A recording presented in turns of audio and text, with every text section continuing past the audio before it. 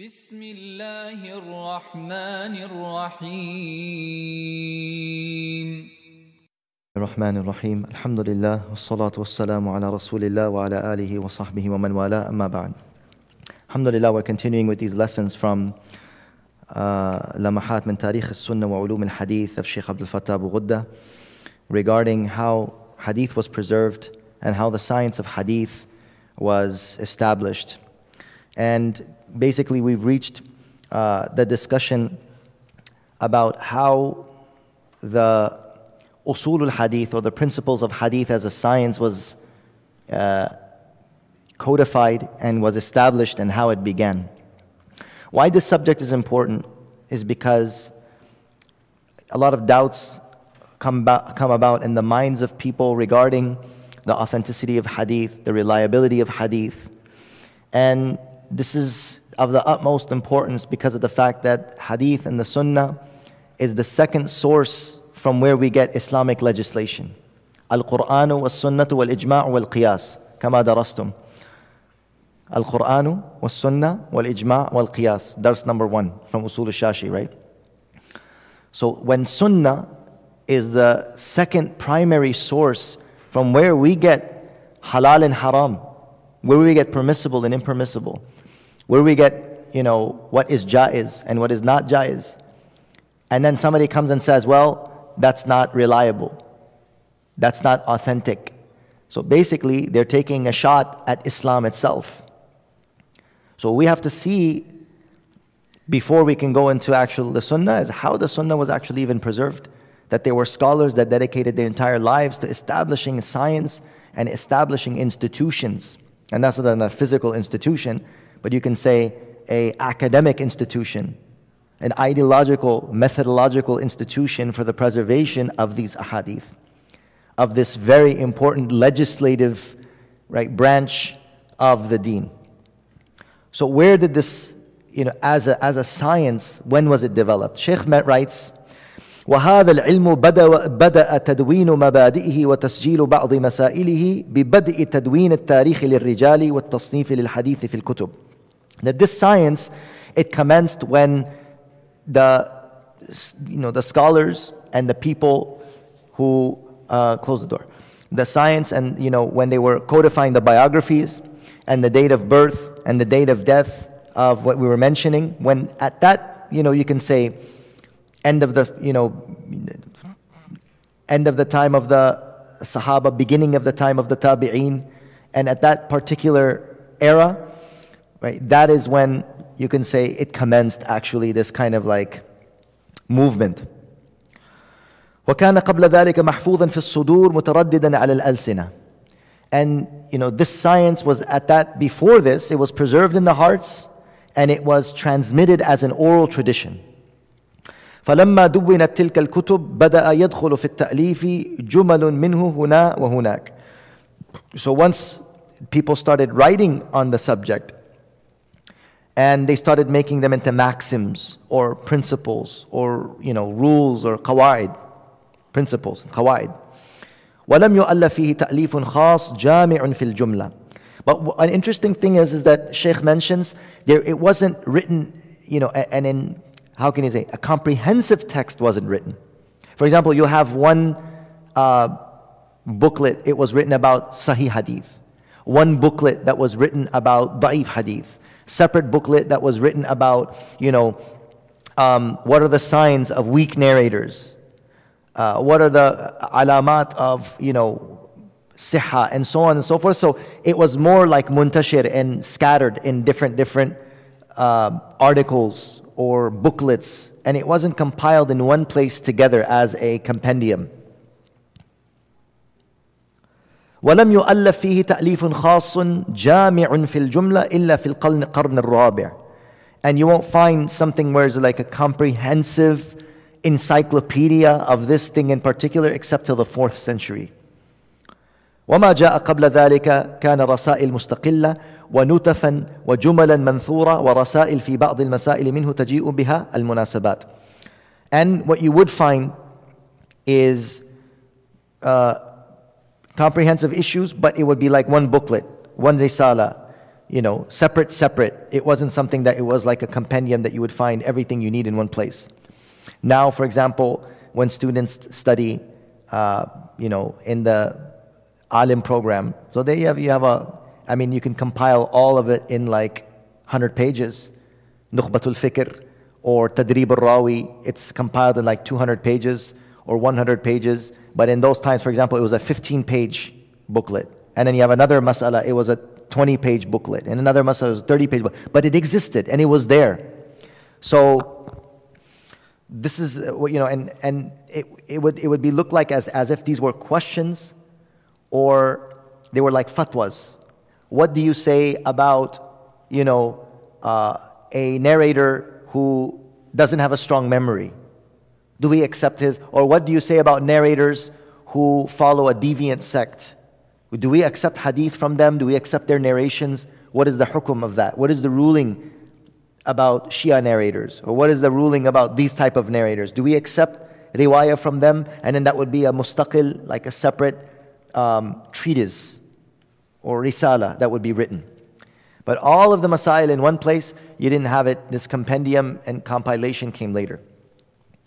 وفي أواخر القرن الثاني بدأ بتأليف بعض المباحث منه على شكل أبواب مستقلة في موضوعها يجمع الموضوع الواحد منها جزء أو أجزاء تكون كتابا لطيفا بمقياسنا اليوم. And in the end of the 2nd century, which is very early, right? So the Sahaba radiallahu anh, the last and final Sahaba passed away like in, I would say, maybe around 110, 120 Hijri. 110, 120. So because Imam Abu Hanifa was born in 80th year of Hijrah, and he saw the companions. So you see, if it began in the 2nd century, Sahaba were still alive. In the middle of the 1st century. So you can see how early that is. And the Sahaba radiallahu anhum, they are the criteria of preservation. They preserve the deen. They are the ones who Allah has mentioned, radiyallahu anhum wa radu an. If we're not going to rely upon them to preserve our deen, or as a source of where we get our deen, then I don't know who you're going to rely on. Do you see what I'm saying? So if we look at this, that if it began in the beginning of the 2nd century, this Tadween means codification, compilation. If it began in the beginning of 2nd century, Sahaba were still alive in the middle of the 1st century. So you can see that there wasn't, much of a huge gap. And we know and we've studied already that there's this oral tradition that existed amongst the Sahaba radiallahu anhum. And this went on. This was not just amongst the Sahaba. This was the Arab way, the lineages of their forefathers. And memorization of poetry, pages and pages of poetry. And obviously now when Quran was revealed, memorization of Quran by thousands of scholars and ulama, and this was passed down with different narrations.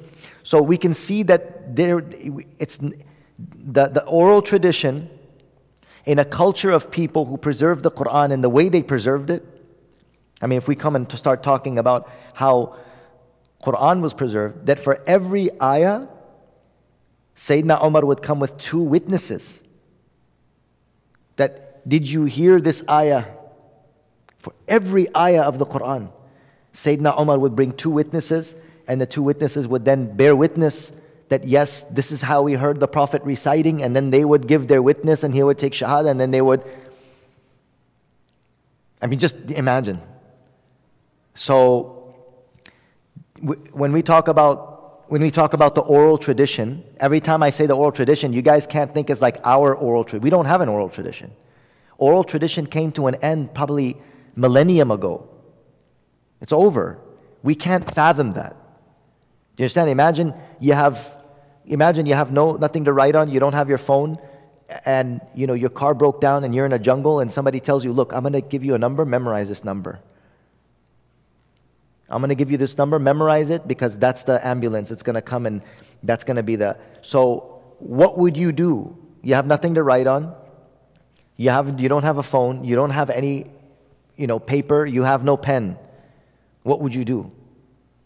Scrape it on your, I doubt you would do that. You just pay attention to the number and you probably would keep repeating it until you get back to the road, to yourself. 510-794-3434. You can keep repeating it until you get back on the road so you don't memorize, so you don't forget it. Anyways, this oral tradition existed amongst them because they were ummi. They couldn't read or write. Allah subhanahu wa ta'ala describes the Arab people, هُوَ الَّذِي بَعَثَ فِي الْأُمِّيِّينَ رَسُولًا يَتْلُو عَلَيْهِمْ آيَاتِهِ وَيُزَكِّيهِمْ وَيُعَلِّمُهُمُ الْكِتَابُ وَالْحِكْمَةِ. Allah Azza wa Jalla is the one who sent to the unlettered, illiterate people a prophet. He sent to the illiterate people, نَخَنْدَبُدًا. They were illiterate. So the science, when the Quran being revealed to an illiterate people, there was a wisdom in that they would never forget it. And they would preserve it in a way that was never preserved before. The Tawrat was preserved in writing. The Injil was preserved in writing. The Zabur was preserved in writing. The Quran was not only preserved in writing. They were an oral people. They were ummiyin. And our Prophet was ummi. Unlettered. It's miraculous. So don't underestimate the oral tradition. The oral tradition is powerful. You know how powerful is the oral tradition? You have a 12-year-old hafiz. Somebody makes an a-e-u mistake, the imam who's 70 years old, and you have a 12-year-old kid that will correct him. That's oral tradition. It's what you hear. لا تحرك لسانك لتعجل به إن علينا جمعه وقرآنه فإذا قرأناه فاتبع قرآنه ثم إن علينا بيانه. This is a powerful oral tradition. This tradition is not comparable to writing.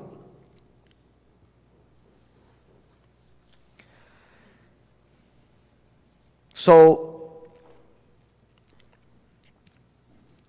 this commenced in the beginning of the 2nd century. يجمع الموضوع الواحد منها جزء أو أجزاء تكون كتابا لطيفا بمقياسنا اليوم. So it would come into how it was compiled. Subjects of it were put together, that in it we would consider it like a booklet, what would be in our day. وأقدم ما يمكن إضافة ذلك إليه في علمي الضعيف وهو الإمام علي بن المديني البصري المولود سنة 161 والمتوفى 234 رحمه الله تعالى. وقد ألف في جملة أنواع من علوم الحديث خص كل نوع منها بكتاب على حدة. So one of the first to have compiled in this regard was Imam Ali ibn al-Madini, born 161, passed away 234. Hafiz Sahab, in Abu Dawood's Risala to Ahl Makkah, what were the things discussed in that? This was middle of 2nd century, right?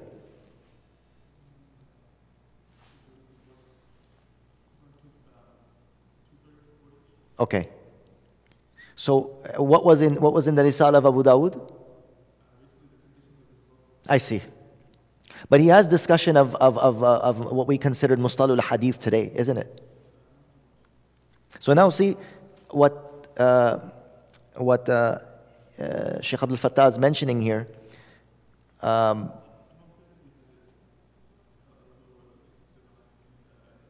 also Imam Muslim, right? What we discussed. So that would take it, I mean, it's not at 160. Ali ibn al-Madini is much more earlier, isn't he? Yeah, so okay, I see where that's at. So he would be a little bit more earlier. That's interesting why it didn't mention Ali ibn al-Madini in the discussion of the Muqaddim of Sahih Muslim. But this is an important point to kind of add, who was the first of those who kind of wrote in this regard. وساق الحاكم في كتابه معرفة علوم الحديث في النوع العشرين جملة من تلك الكتب. So Imam Hakim in معرفة علوم الحديث mentioned all of those books that were kind of, books that were compiled in regards to the principles of hadith. So he's going to mention some of them here. I think we don't need to mention all of them. وإذا كان كما نقل الإمام النووي عن الخطيب لعلي بن المديني 100 مصنف في الحديث. Ali ibn al-Madini has about 200 books in hadith, and Ali ibn al-Madini is the teacher of Imam Bukhari. So you can get an idea, right, who was the one who established the science of the usul hadith, or the principles of hadith. Ali ibn al-Madini, teacher of Imam Bukhari, so you can kind of get an understanding when this codification, preservation, writing, science, it actually came about.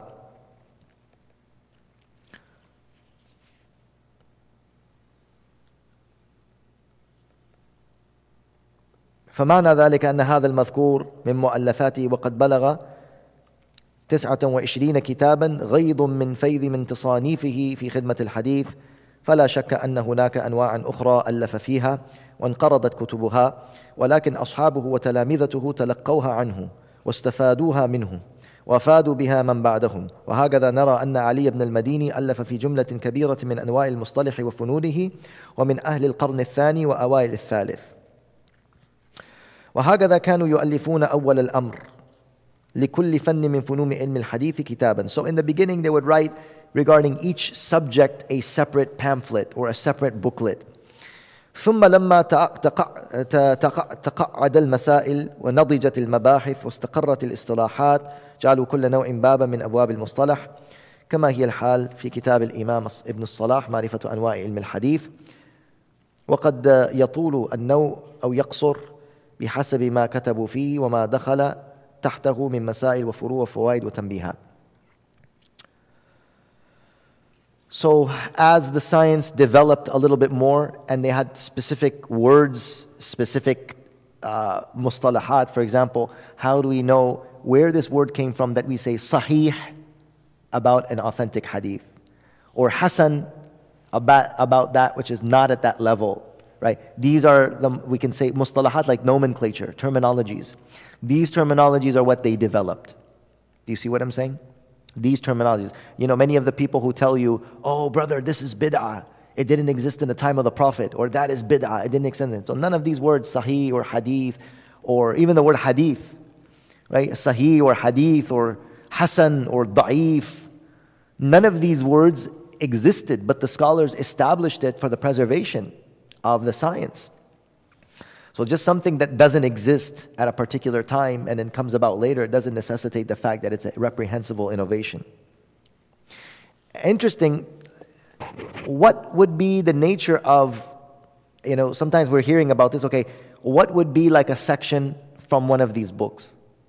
Right, so it's interesting, Shaykh Abdul Fattah Abu Ghudda here brings a section from one of those early books of hadith, and it's really nice, we'll read it, where you can get a kind of like a sample, what those early books that codified the principles of hadith, what did it sound like? What was it like? So inshallah we're going to read this from which book? One of the most famous books that were ever written. Which was the most famous book that were ever written in usul al-hadith and usul al-fiqh is the Ar-Risala of Imam al-Shafi'i. Some of the scholars say that it was one of the earliest books written on the usul al-din, usul al-hadith and usul al-fiqh. Where do we get our rulings from? How do we determine halal and haram? Where do we derive legislation? Quran, Sunnah, Ijma, Qiyas. Where do we get these words from? So, subhanAllah, one of the first books that was established on Qanun and Usul is the book Ar-Risala of Imam al-Shafi'i. And look at how beautiful this is. And obviously Imam Shafi'i, born in 150 Hijri, passed away in 204 Hijri. Very early.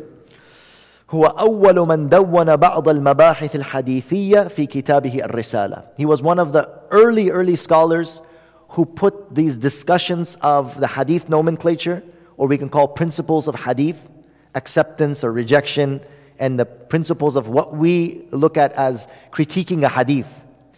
He was one of the first to actually include it in his book, and we're going to read this section from it so you can look at it. We can see, kind of get an idea of, you know, what did it sound like, right? فتعرض فيها لجملة مسائل هامة مما يتصل بعلم المصطلح. So in this he brings important discussions that have to do with terminology of hadith. كذكر ما يشترط فيه الحديث للاحتجاج به. First, for example, he talks about the conditions of which hadith is suitable to use as evidence. What are the conditions? Like, what are the conditions that need to be found in a hadith in order for that hadith to be used as evidence? It's qanun. What are the criteria that need to be found in a hadith in order for that hadith to be muhtajjun bihi, to be suitable as hujjah, suitable as evidence? وَشَرْطِ حِفْظِ الرَّاوِي, right? The condition of the narrator. وَالرِّوَايَةِ بِالْمَعْنَى, and is it okay to narrate the meaning of a hadith? You understand? For example, I say something, you don't mention it word by word, but you say, oh, Shaykh meant to say this. Like, for example, you don't memorize anything I said tonight, you go outside, oh, what was Shaykh Tameem talking about? Oh, he was talking about the history of the importance of, preserving hadith. Some people might go out today because it's so confusing. I don't know what the heck he was talking about. Imam Shafi goft, Imam Maliki goft, Imam Hanbali goft, wala age gapesha mana famidam. I didn't understand a single thing he said. Good. It's good for you to feel that way. So don't think you're a scholar. Ever.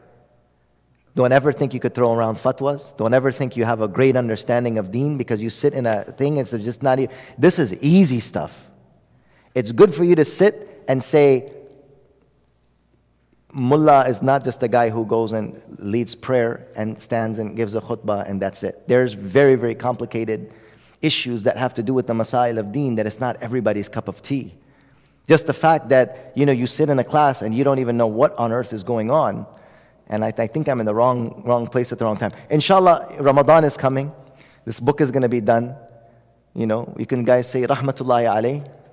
Khudawan Raham, may Allah have mercy on all of us.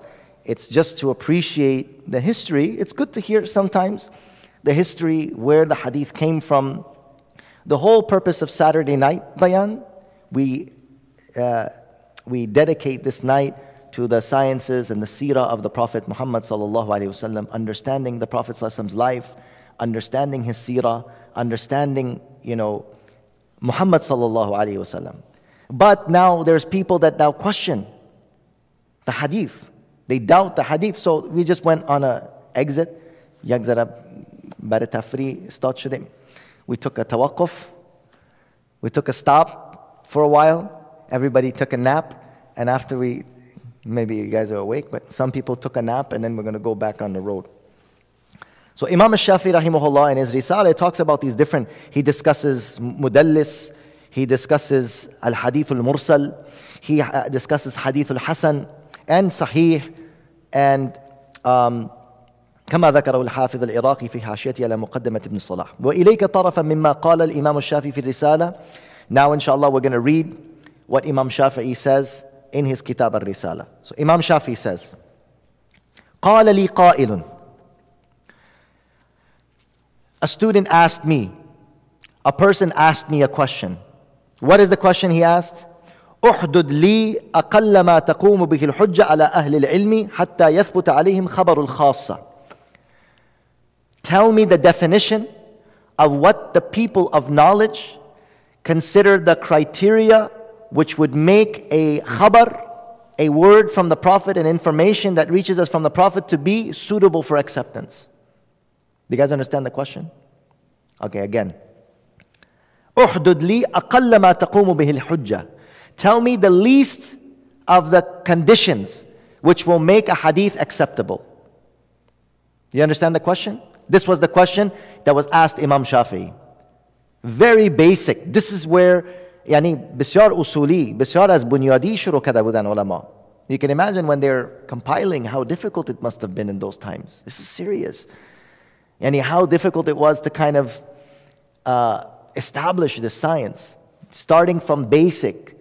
Okay, what is the least requirement which makes a hadith suitable to be acceptable? You understand? فَقُلْتُ I say. He's giving jawab. خبر الواحد عن الواحد حتى ينتهى به إلى النبي أو من انتهى به إليه دونه ولا تقوم الحجة بخبر الخاصة حتى يجمع أمورا. So a single narrator narrates from another single narrator, narrating from another single narrator until it gets back to the Prophet ﷺ himself. These are the following conditions that have to be found. When a single narrator narrates from another single narrator, and this goes consecutively, unbroken chain back to the Prophet, in each one of these people, these are the conditions that have to be found in order for his word and his statement to be acceptable. Number one, أن يكون من حدث به ثقة في دينه. That the one he is narrating from has to be reliable in his deen. He has to be mutadayyin. The one you're narrating from has to be mutadayyin, a person of religious uprightness. معروفا بالصدق في حديثه. He has to be known for truthfulness in his words. He should not be a person, he tells one person blue and he tells another person red. He says to one person white and he says to one person black. You understand? He has to be truthful in his word, that he's not known to be a liar. Number three, عاقلا لما يحدث به. He should understand what he is narrating. You have a 5-year-old kid, you make him memorize some words, he doesn't know what he's saying. He memorizes the word, he doesn't know what he's saying. That hadith is not acceptable. So imagine many huffaz that are today, they don't know what they're reading in the Quran. As a hadith narrator, that would not be accepted. You don't know what you're reading.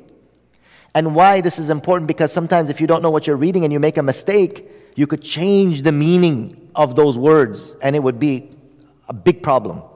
You have to know عاقلا لما يحدث به. You have to know and have aql of what you are saying. What is the meaning of these words?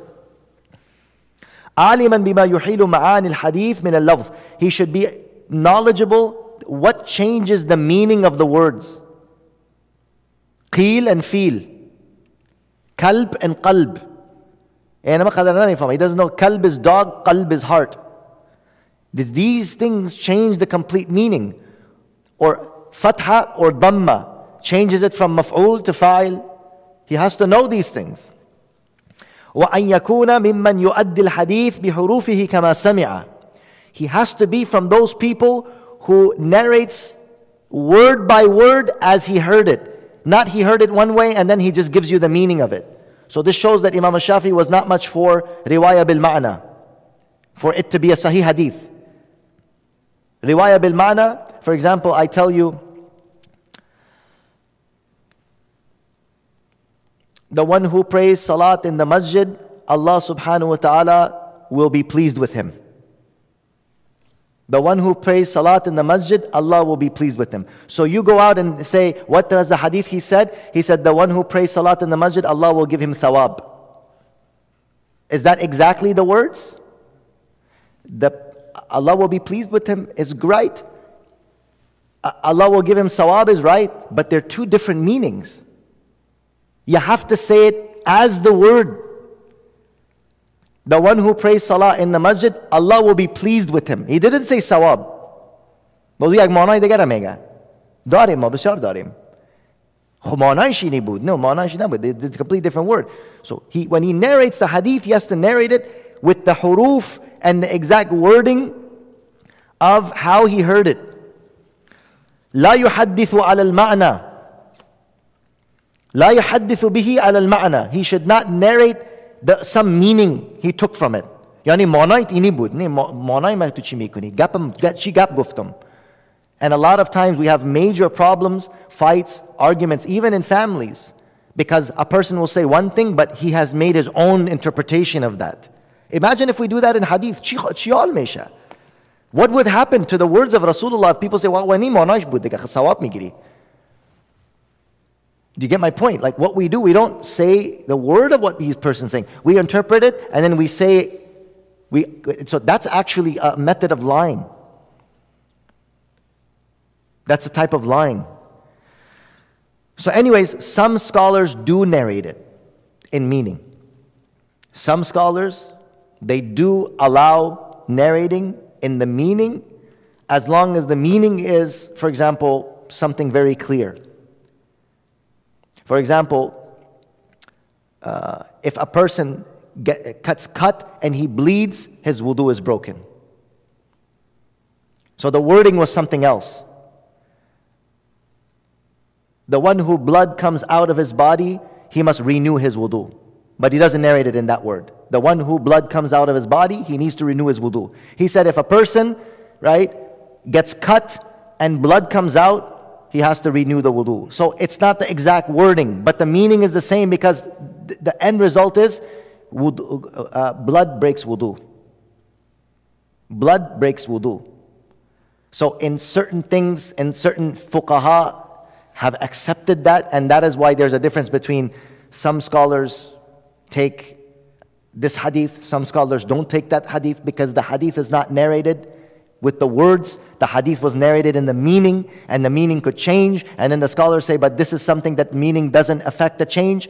So there's a lot of why certain scholars and madhabs take one thing, another madhab takes another thing.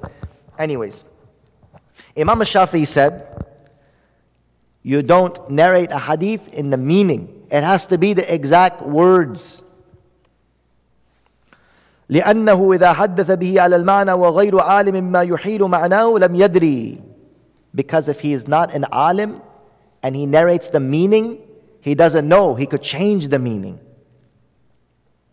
If he is not, and everybody is not an alim, right? لعله يحيل الحلال للحرام. It could be he changes halal to haram because he didn't know the exact wording and he narrated it in the meaning. وَإِذَا أَدَّاهُ بِحُرُوفِهِ فَلَمْ يَبْقَى وَجْهٌ يُخَافُ فِيهِ إِحَالَتُهُ الْحَدِيثِ. And when he narrates it in the exact wording, then we have no fear. He's not going to change anything. His exact wording. حافظا إذا حدث بي عن حفظه. He has to be a hafiz of what he's narrating. This is all Imam Shafi'i answering that question. What is the criteria of a sahih hadith? That the narrator has to be hafiz of what he's narrating to you. وَحَافِظًا لِكِتَابِهِ إِذَا حَدَّثَ مِنْ كِتَابِهِ. And if he's narrating to you from his book, he has to have memorized his book. Yani, agas kitab, because for example, I'm reading from a book, right? Every night, I'm reading a hadith. I'm not hafiz of that book. So if I'm narrating to you from my hifz, I have to have hifz of what I'm narrating. And if I'm narrating from a book, I should know my book. I should know my book. إذا شرك أهل الحفظ في الحديث وافق حديثهم بريا من أن يكون مدلسا يحدث عمن لقي ما لم يسمع منه. And also, he should not narrate from someone he didn't hear from. Let's say Uncle Bashir wasn't here today. Uncle Bashir wasn't here today. So he says, Shaykh Tameem said, but he didn't hear from me. He wasn't here that day. He asked Hafiz Kauthar, what did Shaykh Tameem say that day? And then Hafiz Kauthar tells Uncle Bashir, he said that, Imam Shafi'i is the first one who wrote on Mustali al-Hadith. Now, you say, Shaykh Tameem said, but did you hear it from me? No, that's mudallis. Is it a lie? It's not a lie. Shaykh Tameem said it. But you didn't hear it from me. You heard it from him. Look at the bariki. You see that? Some narrators don't, some sheikhs didn't like that. Kaitu shunidi. Shaykh Tameem nashni, you weren't even there that day. You got it from Hafiz Kauthar. Hafiz Kauthar heard it from me. So you should say, I heard from Hafiz Kauthar that Shaykh Tameem said. Tadlis, this is called tadlis. And some of them used to do that so that they can show that I am of a higher level. I heard from so-and-so. Like what I just mentioned right now, that's not a big deal because you always sit in my dars. So for a muhaddith, this wouldn't be an issue. Your tadlis wouldn't be an issue. Ira tadlis megan. This is called tadlis. But for you, tadlis wouldn't be an issue because you're a student. You always sit in the classes. You've heard many, many things.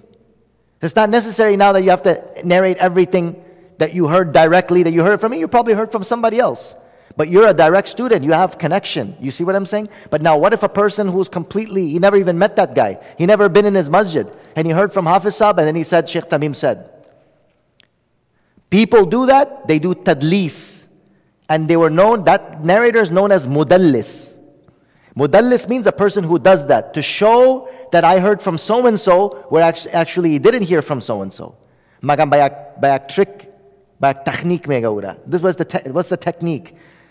Sheikh so-and-so said. Of course, he said it. He's not lying. Right? Sheikh so-and-so said. If you say Sheikh so-and-so said, you're not saying, I heard from him. So it's a technique that, right, Hafsab? The mudallisin, they use this technique. That قال fulan, not سمعت fulanan. Or حدثنا fulanan. So the scholars consider this tadlis to be a trick to show that we heard from a higher level, and that would be a disqualification of that narrator that would make his riwayat weak. And they would call him fulanun mudallis. The so-and-so person, he does tadlis, mudallis. Naamishas, mudallis, that's what they do. Like we have da'if. There was another type of da'if, it's called mudallis.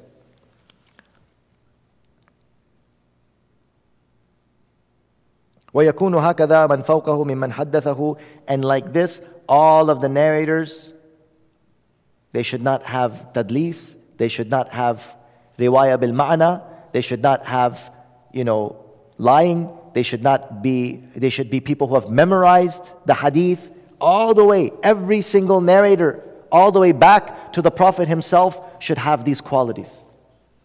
Then, that narration we consider sahih. This was Imam Shafi'i's shart. And this is what was mentioned in Kitab al-Risala. فَلَا يُسْتَغْنَى فِي كُلِّ وَاحِدٍ مِّنْهُمْ عَمَّا وَصَفْتُ. Each narrator that I have, and that's on that sanad, now has to have these conditions. And if he doesn't have these conditions, then his riwayah will not be sahih.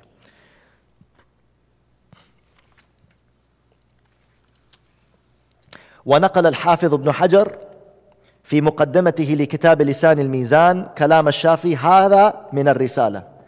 So Imam Ibn Hajar Asqalani, he quotes this exact wording of Imam Shafi'i from the Risala in Lisan al-Mizan.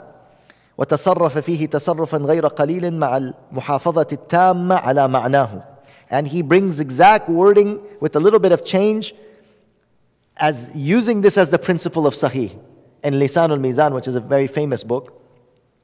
ثم قال يعني حافظ ابن حجر وقد تضمن كلام الشافعي هذا جميع الشروط المتفق عليها بين أهل الحديث في حد ما تقبل روايته. And Imam Shafi'i has given the most perfect definition of the principle of Sahih Hadith in regards to the narration of the one whose Hadith is acceptable. So you can see Imam Shafi'i was the one who laid down the foundation of the definition of Hadith Sahih, that scholars, everyone who came after that, when they were, because remember what these people were doing, writing dictionaries, defining terms, defining the meaning of Sahih, defining the meaning of Da'if, defining the meaning of acceptable narrators, and those narrators that are not acceptable, and it's amazing. Imam al-Shafi'i, his qawl was taken, subhanallah, by Hafiz ibn Hajar Asqalani. قال عبد الفتاح هذا التعريف الجامع للحديث الصحيح من الإمام الشافعي فيه سبق باهر لما انتهى إليه علماء المصطلح في تعريف الحديث الصحيح في القرن السابع الذي استقر فيه علم المصطلح فلله در هذا الإمام ورحمة الله عليه.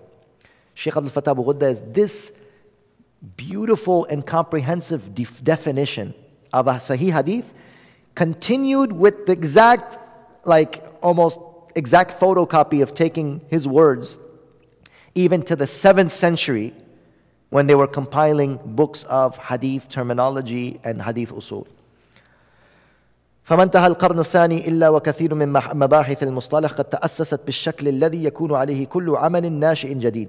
And till at the end of the 2nd century, all of the principles of hadith were, you can say, set, ready and prepared for now the second stage of where everything was then compiled. Did you guys do any kitabs on Mustalah al-Hadith yet?